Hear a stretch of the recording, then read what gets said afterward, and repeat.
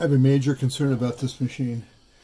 After having tried twice to bring it up to pressure, and I can't get it over 0.3, 0.4 bars.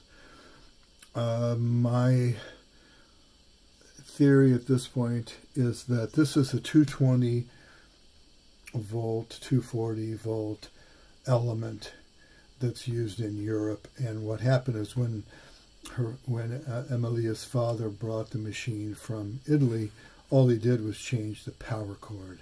And that's why it's been sitting in storage all this time, because it, frankly, at 240 volts, 220 volts, it cannot heat up the water at enough pressure to get a good espresso, to draw a good espresso out of it. It should be getting up to at least the 0.8 in this area up here on the gauge. The machine is quite hot right now. I'm doing a D-scale on it right now. But that's kind of it's at 0.3 right now. It maybe get to 0.4. So what I'm going to do to verify this is I'm going to take off the gauge once everything cools. Obviously I can pressurize the machine still. Right now it's still bleeding off of the safety valve, which is not a good sign. That should have closed a long time ago.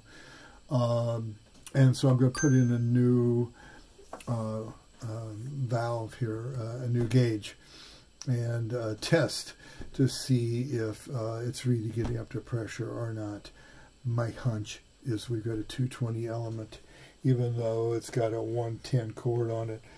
I have to look a little bit closer.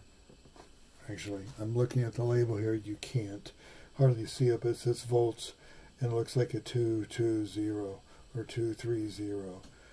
So that's my hunch of this machine. So it's probably going to need a new element, a 110 element, if we're going to work it here in the United States, even though the element is functional. I'm sure that's going to be disappointing. That's going to be costly. But I'll price it out and see what she wants to do.